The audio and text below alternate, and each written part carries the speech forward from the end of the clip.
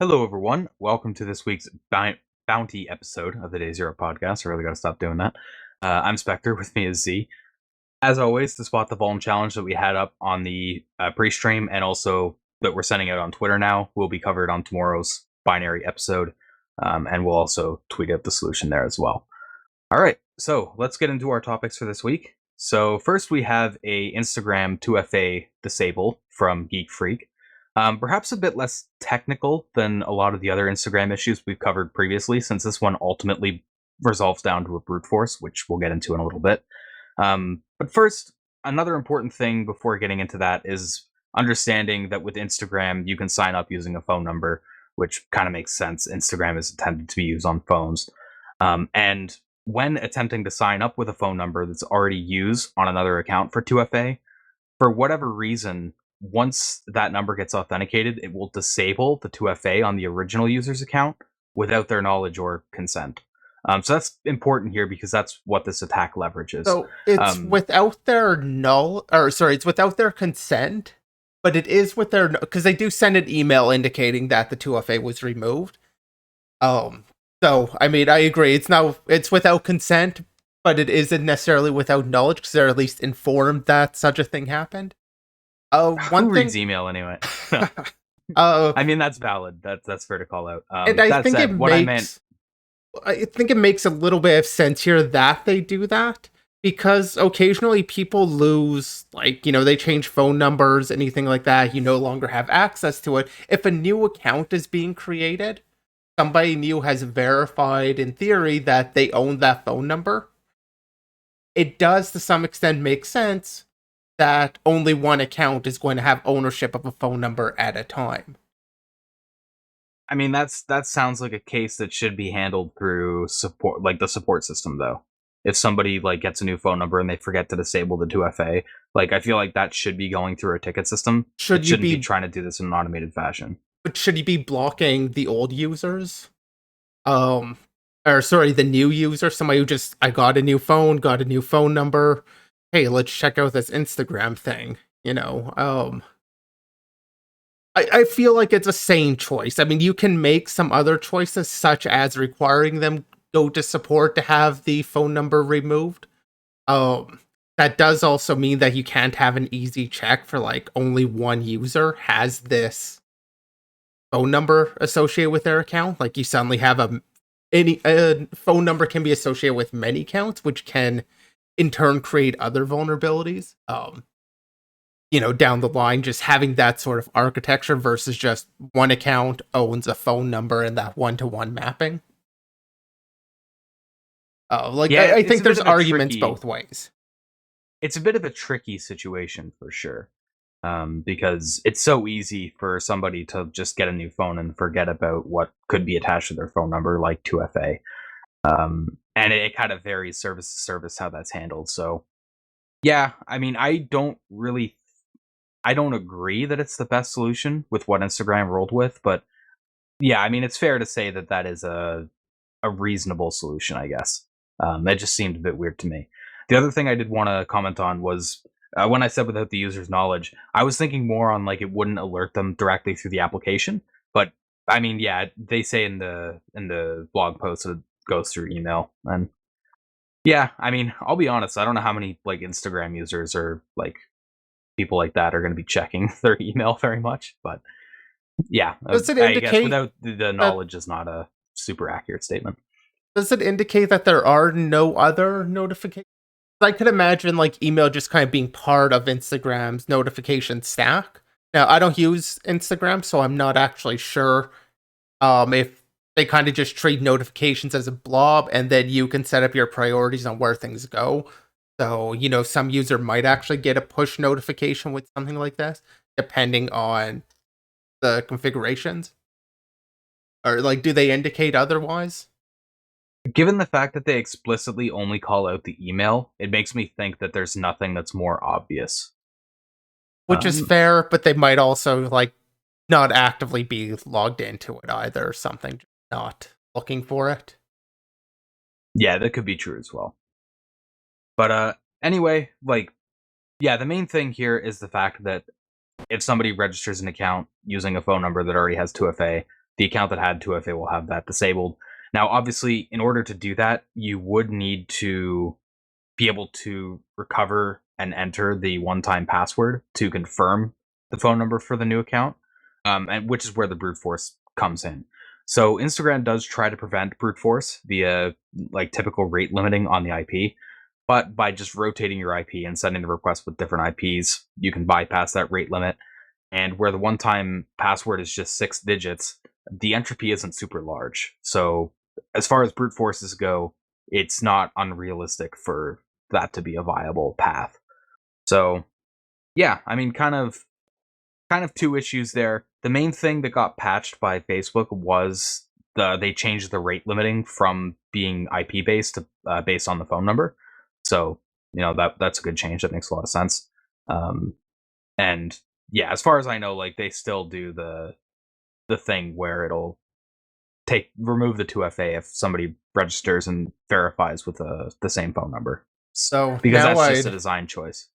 Yeah, now I'd kind of be so. First off, I did find it interesting they were able to use this in that way. Like that is kind of abusing what would obviously be intended to get rid of that 2FA. That is also kind of a minimal primitive to have. Um,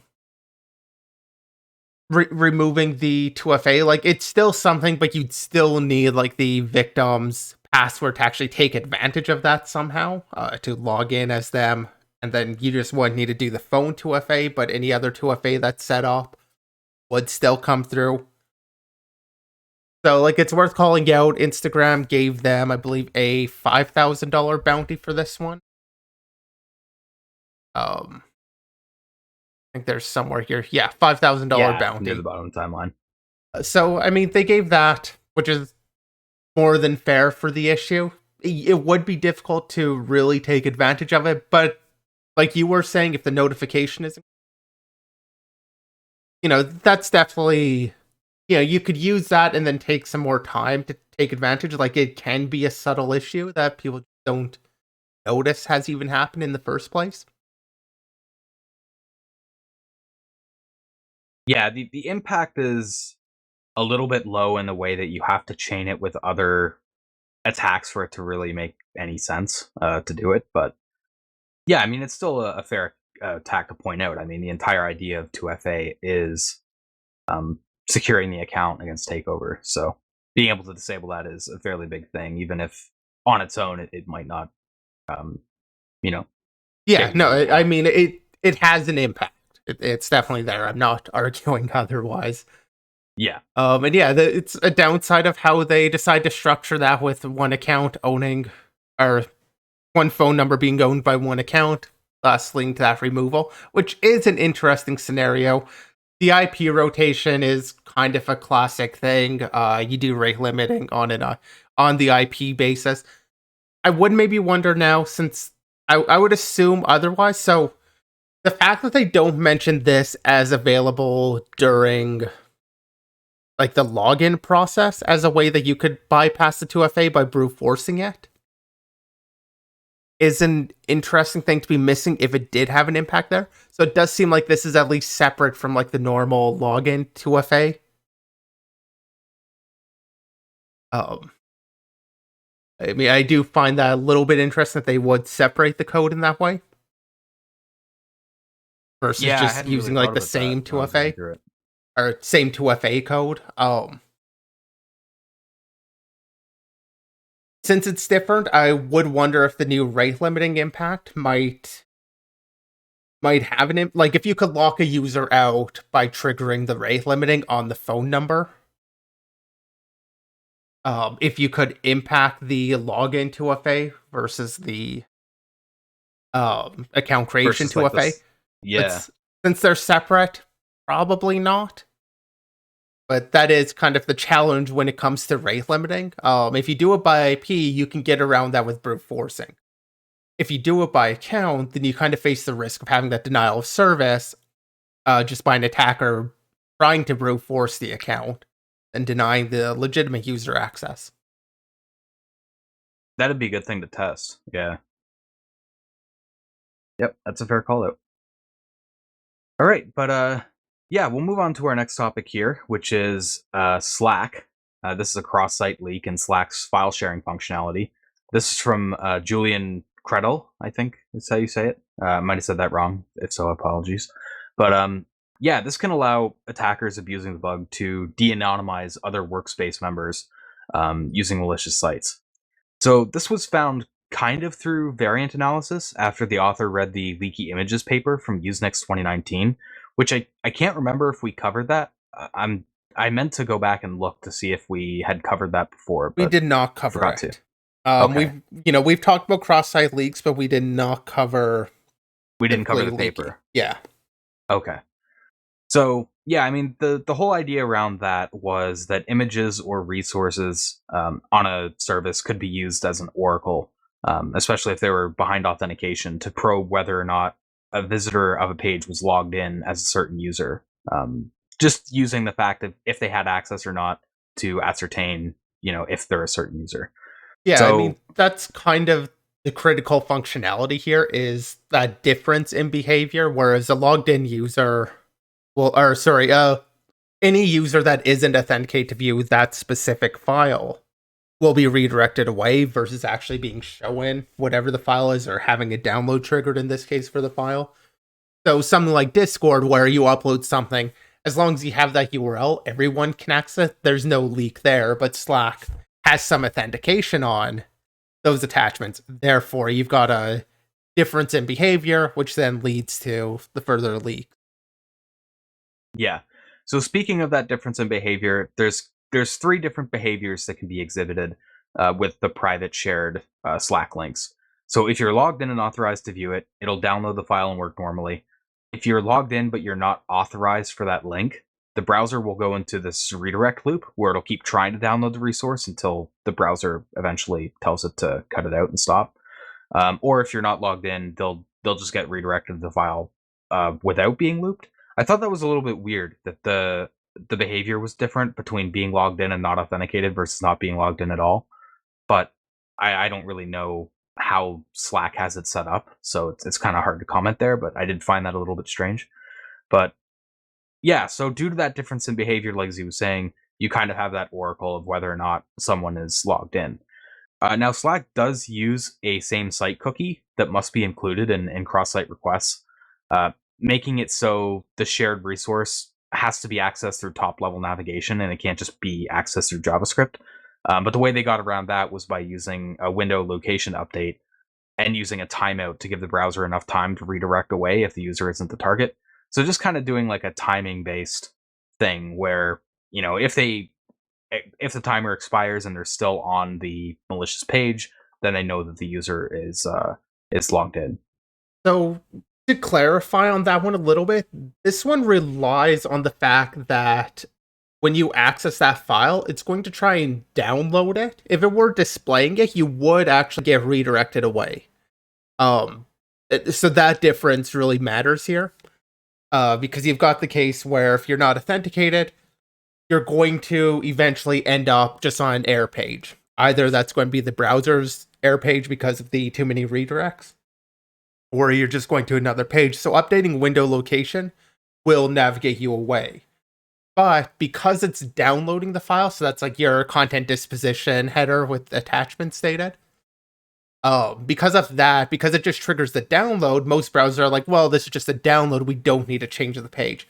Therefore, the timer that was created that was created on the original page, even though the request was made, it won't actually change pages. So that difference is really the key here also for this particular attack on it. There are other ways you might have been able to abuse it, such as I know there are some attacks where it comes to like redirect counts. I'm not sure that would apply here because I think you usually need to get them towards your page for that, but I have a couple thoughts regardless. XSleak.dev, I think, is the site that basically lists everything, or a lot of the known research, at least when it comes to cross-site leak attacks. Yeah. So the window.location update works for a single target, but the author did want to come up with some other strategies to say if they could do it at more of a mass scale for doing mass de-anonymization, which that strategy wasn't well suited for due to the browser redirect. you're kind of robbed of doing any additional testing on that page if the user is redirected. So to use this at a larger scale, you'd want to be able to cancel the top level navigation, as they say there.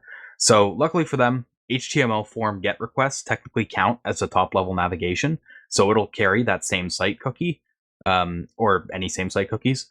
Beyond that, Chromium-based browsers explicitly allow form submissions through form actions. So on Chromium-based browsers, you can set up multiple trackers using forms without getting redirected on that main So page. that's sorry, the way you phrase that might be a little bit confusing. So Chrome and like you can do form actions as a GET request. Chrome, Firefox, like that's a standard browser feature for quite a while. What they took advantage of here is the form action directive of the content security policy. Yeah. In that, so that's what Chrome. So if you're not familiar, form action is basically setting up a whitelist for this web page is allowed to make form requests to these locations, setting up what the form action are limited to. So Chrome will respect that. So even if it gets redirected away from that page, it'll look through all the redirects and make sure the form action is still an approved location.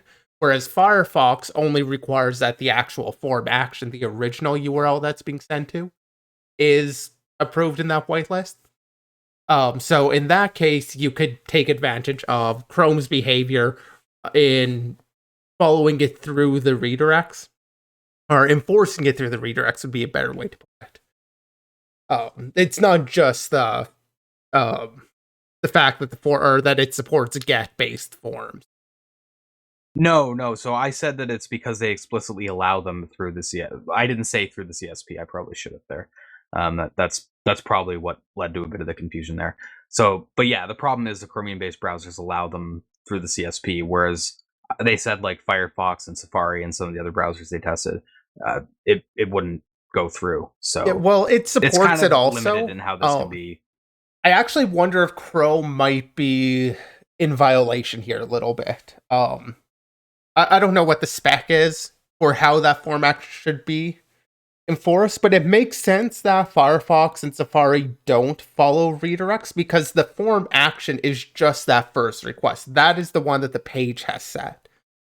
They don't necessarily, like if they're submitting it cross-site or something, they don't necessarily control where that other site's going to redirect to. So it kind of makes sense. Like the only one you're really concerned about is where's my page sending them to. So I'm not sure like if enforcing it through the redirect is the expected behavior or not. But I do think like it makes sense, or it makes more sense to me how Firefox is doing it versus how Chrome is doing it. But I can see an argument through Chrome also. With Chrome, you just need to include more entries to accommodate any potential redirect. It's a little bit weird how the browsers behave differently on this topic. Yeah.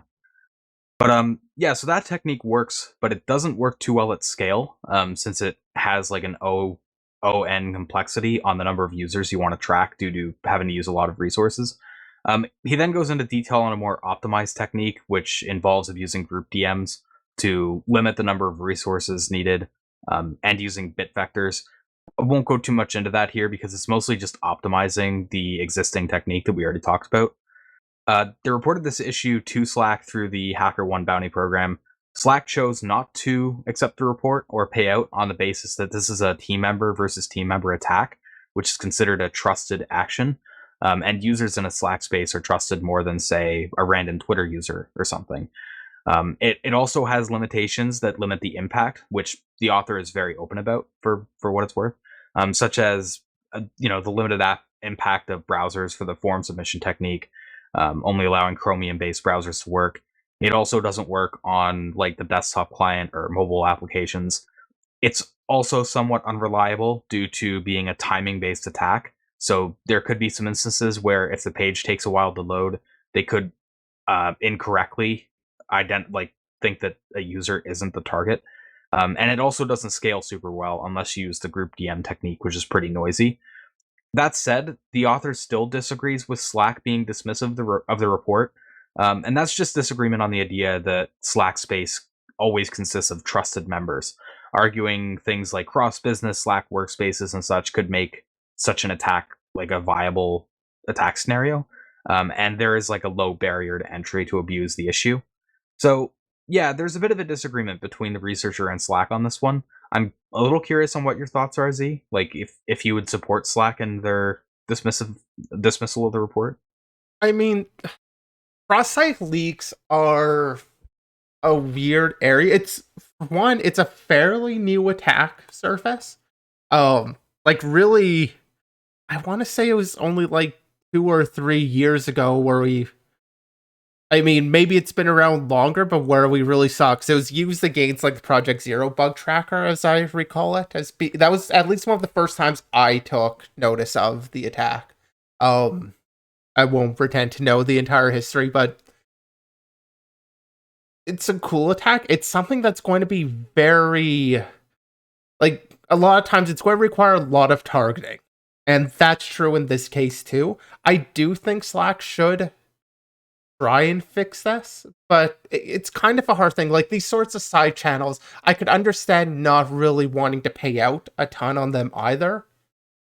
Because like one, there isn't really clear like how do you prevent every sort of side channel. Like people are going to continue to be creative and come up with different ways here to abuse this sort of thing. I think the fact that's been pointed out, showing like there's an actual thing, like I don't agree with dismissing it just on the basis of workspace, therefore they're somewhat trusted. I don't agree on that point, but I do think there's some argument to be made when it comes to this sort of attack and how concerned you need to be about them. Um, yeah, I don't know. I mean, I don't agree with just dismissing the report outright, but I do feel like I think just more discussion needs to be had over how concerned we should be about these because they are things that are going to be very targeted. And yes, it's information. It's potentially sensitive information. But all you're doing here, like you're finding out if a victim visits my website, then I can know and de-anonymize their account. Like that's something useful. It's possible you might be able to do that just with um an IP might be enough to do that for some users. For some users, it won't be. Obviously, there are plenty of cases where you would need more information, but the amount of information you're able to leak is kind of limited here. Yeah, I guess just on a whole, I think it's something to be concerned about. Particular instance, though, like I don't know the solution here. I guess. So ideally, Slack would have like accepted this issue and tried to mitigate it. Obviously, that said, I think the author is maybe overestimating the impact a little bit there. They're correct in refuting the point about trust in a workspace. But the other thing that Slack argued there was that the impact wasn't high enough to warrant accepting the report. And, well, yeah, I mean, the impact here is somewhat low, considering the limitations on how this can be used. The author argues that users are defenseless, but the user does have to visit the attacker's site to be able to take advantage of this issue. It's not like it's a zero click. If it were some kind of zero click leak, which I'm not sure how that would work, but in that case, I would tend to agree that users would be defenseless. This would need to be mitigated. But in the case where a user has to click a malicious link, I mean that's kind of a high ask. And at that point, there's a lot of other potential routes you could go as well. So nevertheless, the author does state some fixes that could be used in this kind of situation, like retooling how shared resource URLs are generated to require an HMAC or something. Although that would be a major design change, and it probably wouldn't be portable with like the way links previously works. So that wouldn't be a good solution from Slack's point of view. The other thing they suggested was using fetch metadata request headers to disseminate between malicious requests, which would indicate a cross-site fetch Sorry, can you versus repeat the genuine last requests. sentence? I accidentally switched scenes there, and you probably got cut off for everybody. Okay. Did Just the the part about last. the HMAC coming through? I'm. Did that? I think it would have been right after you said that. Just Repeat the last Okay. statement. Yeah, so the other thing they suggested was using fetch metadata request headers to disseminate between malicious requests, which would indicate a cross-site fetch, versus genuine requests, which would have the fetch site as none. So, yeah, I mean the fetch metadata request header seems like a much better solution than the like requiring an HMAC. Um, so yeah, I mean ideally Slack would have went with that route, but I wouldn't want to criticize Slack too much here for like not accepting the report. Unlike some of the other reports we've covered in the past, where it's easy to go after the vendor because it's kind of an egregious like handling of the report. In this case, I mean it's kind of a low impact issue. Although the attack is kind of cool and how it works, it's just not really gaining you that much. And from Slack's point of view, it's just not worth paying out for. So Yeah, and I mean, like, as an attack, it's an awesome attack. I mean, that I think like a lot of the cross-site leak attacks are really cool, and they did also just kind of expand knowledge on cross-site leaks in general with their with this content disposition thing. They kind of talk about this being, as far as they know, a novel technique for it. So, like, I don't want to hate at all on what they report here. Impact's a little bit limited, and I just think, on a whole, like, the entire community needs to have more of a discussion over the value of these sorts of cross-site links. Like, this is definitely a vulnerability. I don't deny that. And I don't really deny that there could be impact. I'm not sure, though, at how we should measure impact. Like, what should be the requirement before a cross-site leak is actually considered useful? Like, would it be useful to know on every website if somebody's just logged into a Slack account versus a specific account in this case? I think they raised the bar even more. Like, in some cases, yeah, that might be useful knowledge, especially if it's a sensitive website, like a gay dating app or something. If you know somebody's logged in there, that can expose sensitive information. But is it as useful on, like, say, Facebook, knowing just they're logged into a Facebook account? Well, that doesn't tell you anything. This one being the specific account definitely has more impact than both of those. I'm just using them as an example case of how do we measure the damage of a cross-site leak, like, and how do we be objective about it? the main thing point you're trying to get across there is that there's just no clear line.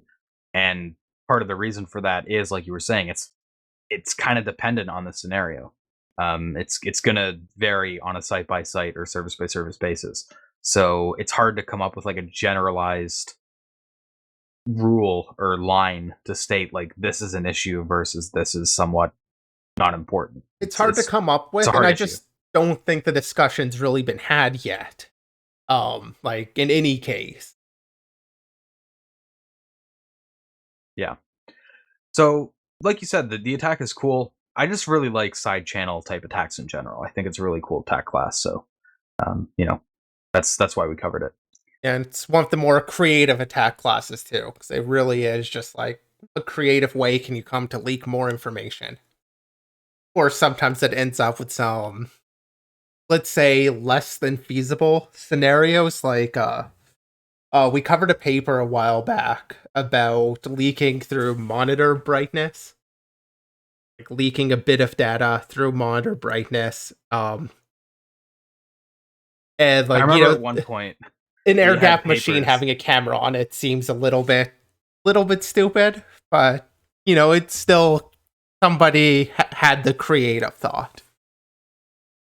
Yeah, I remember at one point we were covering papers like every week on like different unique side channels when it came to hardware. Like that was a funny time when we were just looking at all these research papers, and we're doing a lot of stuff with like covering a lot of papers with classifiers and stuff too. So that was just kind of the area we were looking for topics in. But um, yeah, I remember that one with the monitor brightness. That one was cool. But yeah, carrying on with cool attacks, we have a topic from GoSecure, which is a very unusual bug in MySQL that allowed bypassing of AWS web app firewalls for exploiting SQL injections. And the bug is based on scientific notation. which I must say that's probably the first time I've ever seen scientific notation being brought up in the context of a vulnerability before. Very interesting feature. Really, Um, it's actually a really abusable feature in like scripting languages. PHP has had a ton of issues actually. Really old, but I used to play this browser-based game. It's one of those like, you do various events in the browser and you can earn money and send money between players. Well, there was a bug where you'd enter the money amount in using this E notation in PHP, and it would get extrapolated out to the larger value, but it would depend on how you converted it from the string to an integer. So in the banking code, you could do that, and you can send more money, but only have it take that first number. So like the 1 point whatever, it would take that from your account, and then it would send like $1 million to somebody else. There are a that's lot pretty of awesome. weird ways to take advantage of that E notation because it is a lot of times unexpected when it's an integer input. They'll convert to an integer, and scripting languages such as PHP will expand that. So yeah, I've definitely seen it. It's been a while since I've seen something with it just because it does rely on that particular setup, I guess. Definitely something to So, test for. so part of the Anyway. reason I probably haven't seen it before is probably just because I'm, relatively new to the field. Like I haven't really been doing much with scripting languages or vuln hunting before like 10 years ago, for example. And might even be like stretching it a bit. So, yeah, this seems like one of those issues where it could have been a lot more prevalent in like the earlier days when it was like a newer feature to PHP and it was people were looking at it. But in the like last few years when I've been doing security research and stuff, I haven't seen it. So it's cool to me. Yeah, I mean That's what it's matters. part of it is just moving like different languages. PHP was insanely popular for quite a while. It's still quite popular, but you're seeing other languages that aren't quite as flexible with the numbers. So the bug here is with scientific notation, if it's expressed incorrectly in an SQL query, such as by using like the E without a number following it, the value attached to it will be stripped out entirely of the SQL of the query. So the example they give is a select query where the field name was 1.e.tables. That would be replaced with just .tables.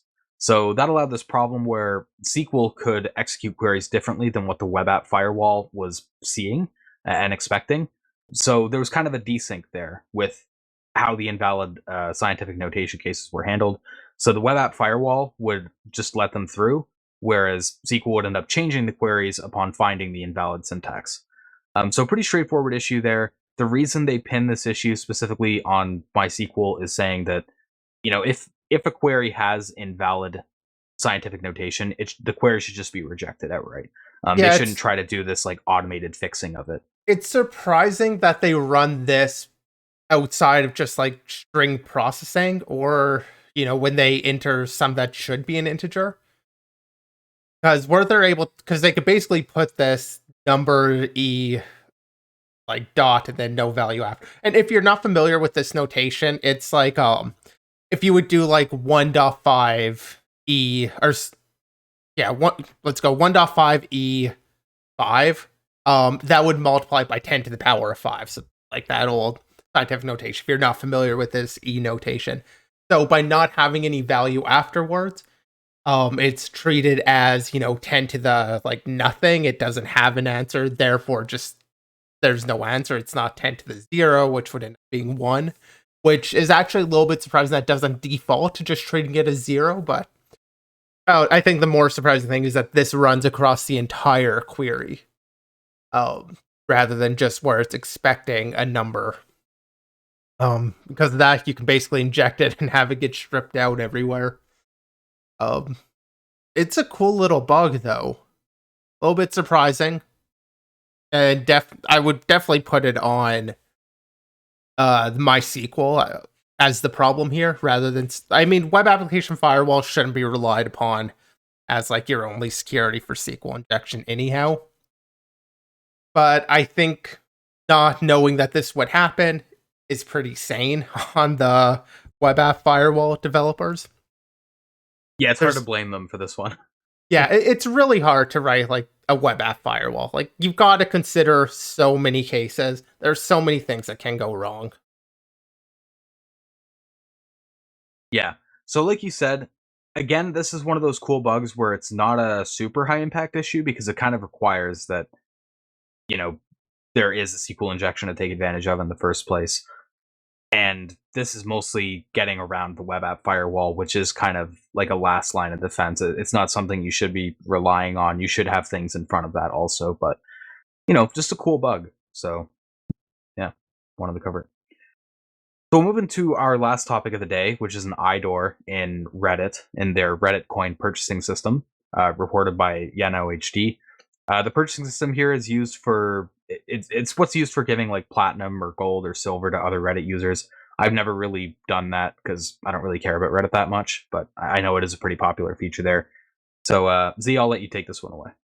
Yeah, they call or we have this one as an IDOR to pay less. I'm not sure if that's quite an accurate description of it. So the actual bug, or let's say the reproduction steps, are if you create a transaction, in their example here, to buy like the smallest package, for $1.99 and 500 coins. To do that, you make a post request and then you capture the order ID that comes back from that. And then cancel that order and make a new transaction for a larger package. For example, $3.99 for 1,100 coins. And that same post request, you let it go through, but then in the response, you change the order ID to the old order ID. And then when you carry on with that transaction, it's going to have that old order price, the $1.99 when you go to PayPal. But when that transaction finishes, it's going to give you the new order's amount of coins, the 1,100 coins. So you're basically buying 1,100 coins for the price of 500 coins. So I don't know, like they don't really root cause it here to explain exactly what's happening, and that's fair. They explain how to reproduce it. That's kind of the important information when reporting a bug. But it is a little bit of a weird case to have here because you would kind of expect this order ID to be consistent. The only thing I can kind of maybe guess at is that at some point later in the transaction, it's then sending this ID again, so it gets it back and then reuses it. And at one point, it's reading out like the session, what's the current active transaction. At another point, it's actually doing the lookup on it, and that's where you get that desync between the two values. But it is a really interesting scenario that I can't really come up with a good reason for why this happened. Like when we were just talking about the MySQL one, like I could imagine kind of the type of logic that went into it. This one, I can't really imagine what the logic was that caused this. And I'm not sure it's an IDOR because you're not really making any uh direct requests in there. You're changing out an ID, so something's happening, but I'm not sure I agree with calling it IDOR. I don't know what I'd really call it though, partially because I don't understand where the root of this vulnerability was. Still a great attack though, especially changing the information coming back, having it reuse that value. It's just really interesting that you end up with an order that has half the right value and half the wrong value, e.g., um, the right amount of coins, but the wrong dollar amount. I don't know. It's just a weird place for it to get mixed up on that I don't have a good guess as to what happened here. But a great bug, and they did get a $500 bounty for it. You would think the cost would be more tightly attached to the coin amount there. The other thing that I found was a little bit weird was the fact that you could even use a canceled order ID at all. You would think that when the order ID gets canceled, you couldn't just like it wouldn't be usable again because why would it be? But yeah, I mean, there's definitely some weird like stuff going on the back end to allow this attack. It's strange. But from the researcher's point of view, it's just something that they tried and they found out that it worked. So that's a good report from them. Without being able to, look into the back end and see how things are working, it's hard to comment on what's going on there. And Reddit didn't really go into detail there either because obviously they don't have to. Yeah, like to some extent, I could imagine a scenario with the whole canceled ID thing, just because I'm assuming that ID is actually sent over to PayPal also, like it's included as part of that request. So if you end up making that pay, so they've already created kind of the transaction with PayPal. It might take some time for the transaction to be canceled over on like the PayPal side for them to know like, oh, this transaction isn't actually okay. So PayPal's like, whatever, they just created it. We'll let this go through, and it sends back its little lure payment notification saying, yep, you got a payment here of whatever. And then on the Reddit side, they're saying we got a transaction, so it's assumed to be okay, and just reading out values from it. Although, problem there is it's clearly not reading out the right values from because it's getting the coin amount from the other one. So that's probably not what's happening here, but I could at least imagine the scenario. And it's a really interesting bug though, exactly because of this, because I can't figure out how this actually happened. And Unfortunately, we'll never unfortunately, know. yeah, Yep. there isn't a lot beyond just like, yep, the report works or the fix works or doesn't work. The speculating is fun though. Yeah. But yeah, with that said, that's all of our topics for today. Thanks to everyone who tuned in. You can catch the VOD on Twitch or on YouTube at 6 p.m. Eastern tomorrow. We also have previous podcasts up on Spotify, Apple Podcasts, and more links on Anchor. Feel free to join our Discord. I'll drop the link in chat for that. You can also follow us on Twitter whenever we're going live, and just announcements for these streams in general will be posted there. We'll be back tomorrow for the binary episode at 7 p.m. Eastern, 4 p.m. Pacific, and we'll see you all then.